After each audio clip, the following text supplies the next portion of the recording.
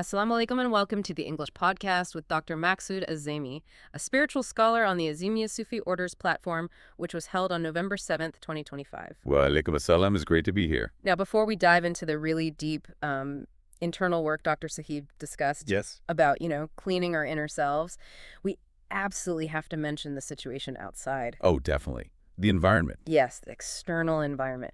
Right now in Pakistan, and especially in Lahore, the smog situation as well, it's severe. It really needs our attention. It's quite serious, isn't it? It is. So please, everyone listening, take precautions. Only go outside if it's absolutely necessary. Wear a mask. Drink more water than usual. And use soup. Keep hydrated. Good advice. Simple things, but important. We pray and may Allah protect us all. Amen. Amen. Okay, so turning inwards now. We've really gone through Dr. Saeed's discussion from that day, haven't we? We have, meticulously. And our aim today, our mission for this deep dive, is to pull out every key teaching, in every teaching, from like practical parenting ideas all the way to the cosmic stuff about consciousness. Right. We want to cover it all thoroughly and, with the passion and the sort of analytical focus it really deserves. No skipping topics. Absolutely. And it's actionable stuff, isn't it? Not just high-level theory. The very first big idea Dr. Sahib brought up, it really makes you think about how we actually help people. He asked this question: if you genuinely want to help a friend or maybe guide a child, what do? Do you just hand them the finished product? The pakayakana, the ready-cooked meal? Or do you teach them how to cook it themselves? The method. Exactly. Method. And Dr. Sahib really emphasized that the right approach.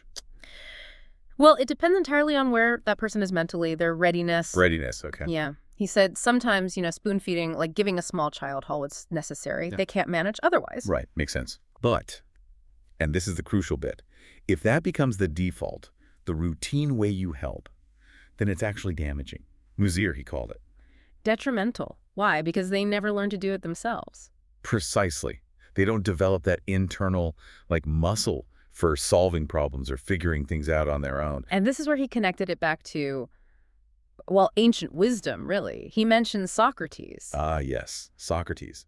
Not someone who gave answers. No, quite the opposite. His whole teaching style, the Tarzi Talim, was built around asking questions, constantly asking questions. Designed specifically to guide the listener's own mind, step by step, towards the truth he wanted them to see. So they discover it themselves. Exactly. He was forcing them, in a way, to kutsochin, to think for themselves. And the impact of that. Wow. It's incredible when you think about it. That method, that focus on self-discovery, it didn't just solve the immediate issue being discussed. It sparked this self-generating intellectual fire. Which led to Plato, Aristotle. Yeah. Shaping Western thought for, millennia? All stemming from that technique of guided questioning. The goal was realization. Deep realization, not just hearing an answer. And he brought that right down to earth, didn't he? With the example of kids fighting. Oh, the parenting analogy, yes. He said, look, the first time they fight, maybe a lecture, the spoon-feeding approach is okay. You lay down the rules. But if it keeps happening, if it becomes routine, then just lecturing them again is pointless. You agree? Apkara hai. Completely pointless. If it's routine, Dr. Sahib said, you have to change your strategy. You have to switch to questioning. Instead of just saying, be nice to your brother, you ask them something that makes them think. Hang on, you treat your friends, even strangers sometimes, with such politeness. But at home, with your own family, you act like this? Why? What's the difference here? Right. You're pointing out the inconsistency in their own behavior and logic. And the self-correction that comes from that. Yeah. It's much more powerful, isn't it? Far more. They're forced to admit, internally, yeah, I do know how to be respectful. Why am I not doing it here? And the logical conclusion they reach themselves is, okay, we shouldn't cause conflict and trouble inside our own home. Garb ke andar hamen fasad nahi karna. That wisdom becomes theirs. It's internalized. It's not just a rule someone else gave them. And Dr. Sahib noted, this actually mirrors how guidance often appears in the Holy Scriptures. How so? Well, the divine method often does multiple things at once. It asks probing questions, and it directs our attention all kind of simultaneously. It's a very sophisticated form of guidance. That makes sense. It's not just a simple command. Okay, so if we scale this idea up, this need for self-correction, for internal work, the discussion then shifted towards the ultimate self-refinement, the afterlife. Yes, a listener asked a really profound question there. Does the shaitan, go with a person when they die and enter the state of Araf? That's a heavy question. And Dr. Sahib's answer was, well, quite stark, a real wake-up call about personal responsibility. What did he say? He basically said, if you spent your life nurturing the shaitan within you, meaning if you consistently fed negative, destructive thoughts and patterns, then yes, absolutely, it goes with you. It's part of your consciousness. Wow. You take it with you. But if you manage to purge it, if you cleansed your inner vessel, as he put it, Shankardiya, then it cannot follow you. It has no hold. So it all depends on the internal state you cultivated while alive. Exactly, which forces us to look really closely at that internal battle, the conflict that's always going on inside us. Dr. Sahib laid out the two fundamental opposing patterns we're constantly developing. The two major thought patterns, right? On one side, you have the Ramani patterns, the divine ones. Built on what? Built on love, mohabbat, construction, tamir, and collectivity, community, ijtimayat, positive building forces. Okay. And the other side? The shaitani patterns, satanic, Yeah. based on hate, nafra, destruction, takrib, and individualism, isolation, and fardiyat, negative tearing down forces. So essentially, the states we hear about, like jhana, heaven, which is described as high and expansive. And Jahannam, hell, described as constriction, limitation, sijin. These aren't just places assigned later. He's saying they are the direct result, introduced based on which set of thought patterns is dominant in your consciousness when you make that transition. You carry your inner state with you, and that is your initial experience of the next phase. Which brings us back to that analogy of cleaning the pot. Fandamanj. Yes, clean the vessel. Such a powerful metaphor. And Dr. Sahib really stressed the cleaning needs to happen much, much more thoroughly on the inside than the outside. Makes sense. You can polish the outside all you want. But if the inside of the pot is filthy, then every single thing you try to cook in it, paka harkana, will be tainted, spoiled. It really highlights how sort of pointless all the outward shows and actions are if the inner intention, the inner state of being, is corrupt or unclean. Inner purity first. And he shared a beautiful personal story about this, didn't he? About his own spiritual training, his tarbiyat. With his murshid, right. And we should be clear here. His murshid is Khwaja Shamsuddin Azeemi. Crucial point, yes. Khwaja Shamsuddin Azeemi. So Dr. Sahib, who we know is a pioneer in color therapy, chromopathy. Right. He understands the technical aspects of color and light. He asked his murshid, Khwaja Shamsuddin Azeemi, a question. He asked why he, the murshid, didn't use artificial colors around him, like specific colored light bulbs or wearing certain colored clothes to maintain a positive energy field. Which, coming from Dr. Sahib's background, sounds like a perfectly reasonable, almost technical question, doesn't it? It does. Almost like challenging the master on a technical point, as Karahihin you were suggesting. It could be seen that way, maybe a bit of a negative framing, questioning why something isn't being done. Yeah. But the murshid's response, it was just pure wisdom and grace. What did he do? He didn't get defensive or launch into a technical explanation. He simply smiled gently and pointed to the flowers growing all around him. Mir erd gert yeful hinna. These flowers are around me, aren't they? Exactly. Simple. Profound. What's the deeper lesson there? The murshid was showing, subtly, that his own inner state, his absorption, was so pure and balanced that he didn't need artificial means to replenish his colors or maintain positivity. He was drawing what he needed naturally from the environment. Precisely. He had achieved a level of mastery where he wasn't dependent on external tools or props in that way, and he corrected Dr. Sahib's perspective so kindly, like a friend would, not like a teacher scolding a student. That itself is tarbiyat. Wow. That's a beautiful illustration of inner state dictating external need. Okay, that focus on intentionality and inner state leads us towards the structure of creation itself, doesn't it? It does, but just before we jump into Tafakkur, we need to quickly mention that moment of scholarly integrity from Dr. Sahib. Yes, the unanswered question. Good point. Someone asked a very specific question about Surah Kalam, ayat 42-43, about the meaning of the words sak, shin or kaf. A detailed textual question. And Dr. Sahib's response was, well, he didn't answer. Not on the spot, anyway. No.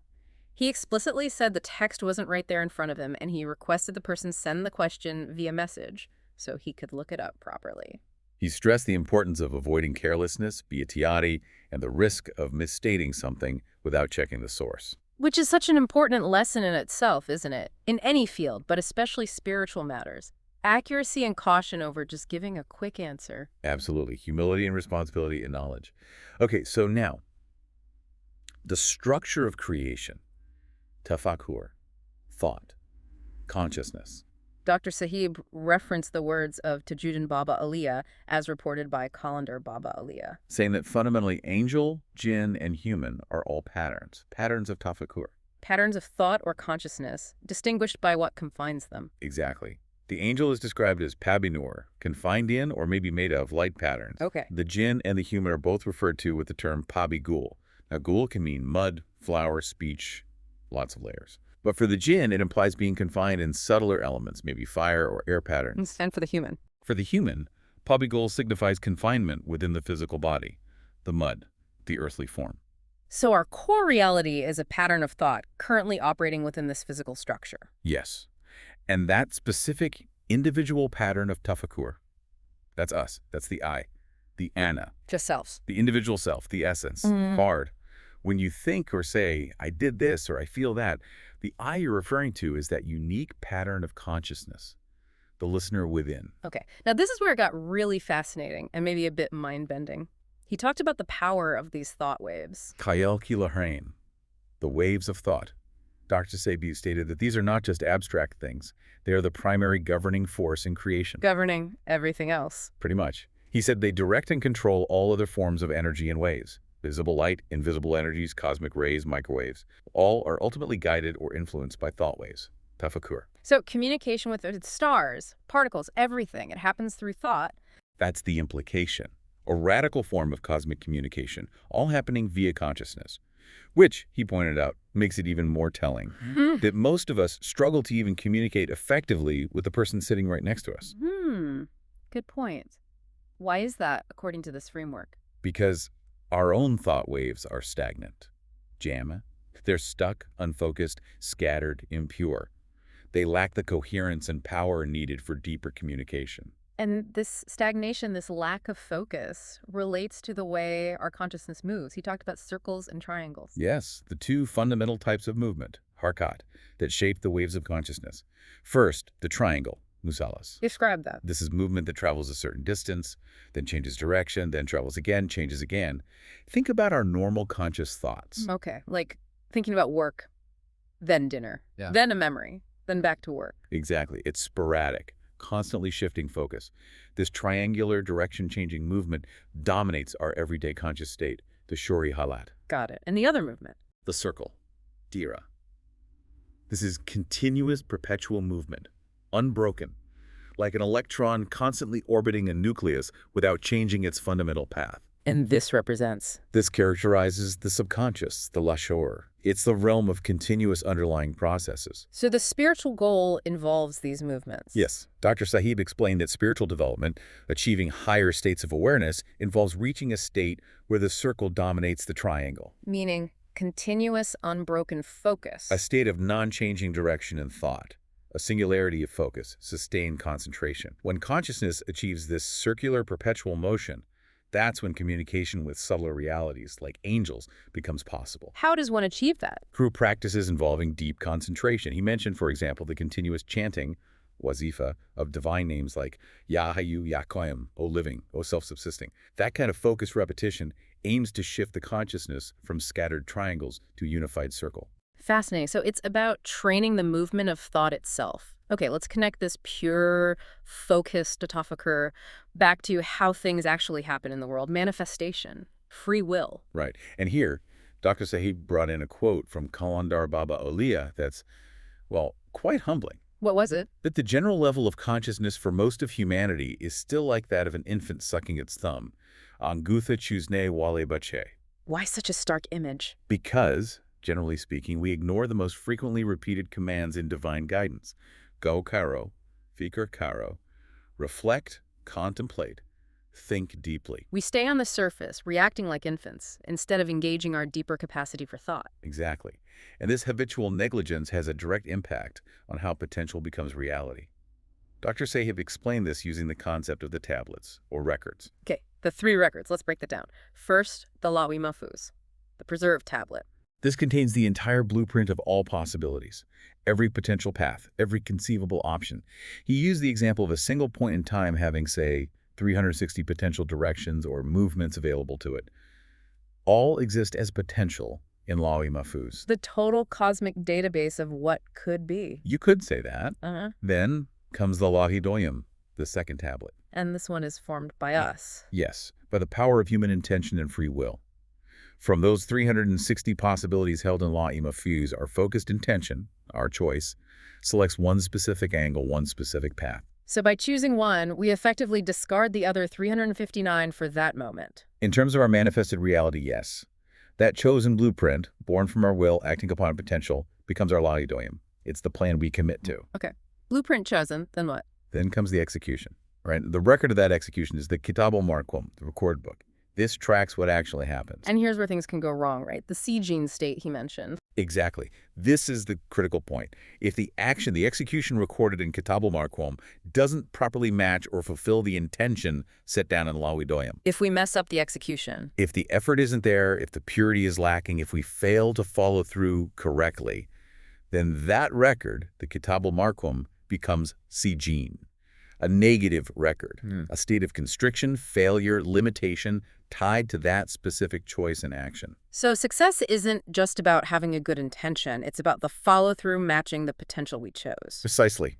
Which led Dr. Saeed to offer 3 absolutely essential ingredients for success, for avoiding that C-gene state in our worldly affairs. What are they? Simple, practical, but crucial. Menat hard work, diligent effort, imandari honesty, integrity in the work, and Hudarmandi skill development, competence, actually knowing how to do what you intend to do. Hard work, honesty, skill. If you lack these in executing your chosen path, you directly contribute to creating that negative constraining record for yourself. There's a very clear framework for accountability. It really is.